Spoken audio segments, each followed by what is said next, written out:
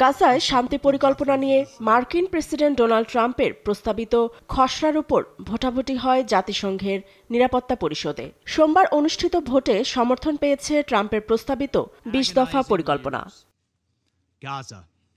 গাজায় আন্তর্জাতিক বাহিনী মোতায়েনে ট্রাম্পের খসড়া প্রস্তাব পাশ হয়েছে জাতিসংঘের নিরাপত্তা পরিষদে। প্রস্তাবে ১৩টি দেশ সমর্থন দিয়েছে, এর মধ্যে অন্যতম যুক্তরাজ্য, ফ্রান্স ও সোমালিয়া।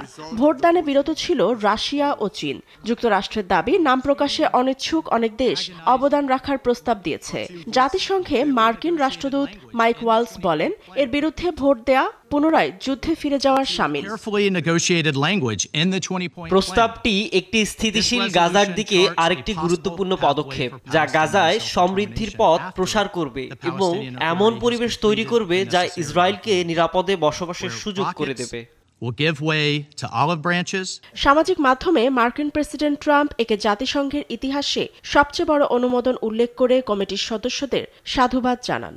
এদিকে প্রস্তাব প্রত্যাখ্যান করেছে ফিলিস্তিনের সশস্ত্র সংগঠন হামাস। টেলিগ্রামে আরও জানায়, এ প্রস্তাব উপত্যকার উপর আন্তর্জাতিক অভিভাবকত্ব ব্যবস্থা আরোপ করবে, যা ফিলিস্তিনিদের অধিকার ও দাবি পূরণে ব্যর্থ। প্রস্তাবের বিষয়ে উদ্বেগ জানিয়েছে রাশিয়ার জাতিসংঘের রাষ্ট্রদূত ভ্যাসিলি নেবেনজিয়া। রাশিয়ার অভিযোগ, ফিলিস্তিনের অংশগ্রহণ এড়িয়ে এ প্রস্তাব পাশ করা ন্যায়সঙ্গত নয়। এদিকে জাতিসংঘে চীনের রাষ্ট্রদূত ফুকং প্রস্তাবের নথিতে বিশদ বিবরণে ঘাটতি নিয়ে উদ্বেগ প্রকাশ করে বলেন, এ প্রস্তাব ফিলিস্তিনি শাসনের মৌলিক নীতির পথ প্রদর্শন করে না।